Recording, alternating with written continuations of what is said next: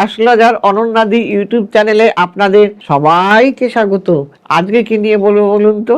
আজকে বলবো আমাদের রান্নাঘরে তো অনেক রকমের বাসন আমরা ব্যবহার করি আমাদের নিজেদের কাজের জন্য, কিন্তু এমন কিছু জিনিস আছে যেটা ব্যবহার করে দুর্ভাগ্য থেকে সৌভাগ্য ফিরিয়ে আনতে পারি। সেটা কি? সেটা হলো একটা চামচ, সাধারণ ছোট্ট একটা চামচ, সেটাও আমাদের সৌভাগ্য ফিরিয়ে এনে দেবে। কিভাবে? এবার দেখুন, আপনার যদি ব্যবসা বৃদ্ধি করতে চান, আপনার ব্যবসায় ভাটা পড়ে গেছে, তখন আপনি কি করবেন? শুক্রবার একটা কৌটোয় চিনি রাখুন, তার মধ্যে একটা স্টিলের চামচ ঢুকিয়ে রাখতে হবে।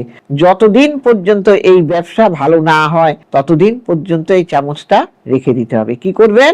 শুক্রবার একটা কৌটোর মধ্যে চিনি নেবেন, চিনি নিয়ে তার মধ্যে একটা স্টিলের চামচ ঢুকিয়ে রেখে দেবেন। এটা শুক্রবার করতে হবে, এবং যতদিন পর্যন্ত আপনার ব্যবসা ভালো না হয় ততদিন পর্যন্ত ওই কৌটোটা থেকে চিনিটা, চামচটা ওই একই জায়গায় রেখে দেবেন। তাতে কি হবে?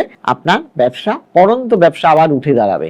আবার বাড়িতে ঝগড়া অশান্তি কিছুতেই আপনার কমছে না, সব সময় ঝগড়া এবং অশান্তির মধ্যে আছেন, তাহলে কি করবেন? তাহলে এটাই করবেন যে মঙ্গলবার একটা পাত্রে কিছুটা সর্ষের তেল নিয়ে একটা স্টিলের চামচ বাড়ির দরজার সামনে সেটা দিয়ে ছিটিয়ে দিন।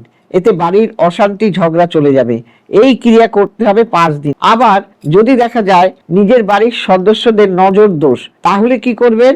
নজর দোষ লেগে গেছে, তাহলে মাথার উপর 7 বার ঘুরিয়ে মাটিতে সেই চামচটা পুঁতে দিন। জীবনের অনেক রকম বাধা যদি দেখেন, তাহলে কি করবেন? সেই রাত্রেবেলা বালিশের নিচে ঘুমিয়ে পড়বেন, তখন তার আগে একটা চামচ নিয়ে রাখবেন মাথার বালিশের তলায়। এইবার যত রকমের বাধা আছে সেই চামচটা কোনো গাছের গোড়ায় গিয়ে আবার পরে পুঁতে দিয়ে আসবেন। এইভাবে যদি করতে পারেন, দেখবেন আমরা কিন্তু অনেক সমস্যা থেকে বেরিয়ে আসতে পারবো। কাজেই স্টিলের চামচ আপনাদের দুর্ভাগ্য থেকে সৌভাগ্য ফিরিয়ে এনে দিতে পারে। সবাই ভালো থাকবেন, এবং যারা আমাকে দেখাতে চাইবেন, আমার প্রোগ্রাম যদি ভালো লেগে থাকে, তাহলে আপনারা পারলে মনে হলে একটা সাবস্ক্রাইব করবেন এবং লাইক করবেন, শেয়ার করবেন।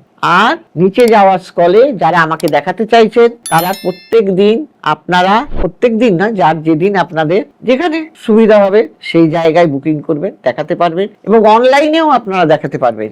এবং যদি দেখেন যে আপনাদের কখনো কোনো এমন আছে যে যেটা অ্যাস্ট্রোলজির মাধ্যমে হবে না, তন্ত্রক্রিয়ার মাধ্যমে হয়, আমি তন্ত্রক্রিয়া করি এবং অ্যাস্ট্রোলজিও করি, দুটো কাজই আমি করি একসাথে। যেটা যাকে যে পদ্ধতিতে করলে পরে সেটা সুবিধাটা পাইয়ে দেয়া যাবে, সেইভাবেই আমি কাজ করে থাকি। অতএব আপনারা, যেমন ধরুন তৃতীয় ব্যক্তির আগমন, যেমন ধরবেন শত্রু তা বাড়িতে কেউ দোষ করে ফেলেছে, এইরকম নানা রকম তো থেকেই থাকে, তাহলে সেই জায়গা থেকে তন্ত্রক্রিয়ার মাধ্যমে আপনাকে ঠিক করে দেয়া যেতে পারে। সবাই ভালো থাকবেন, নমস্কার।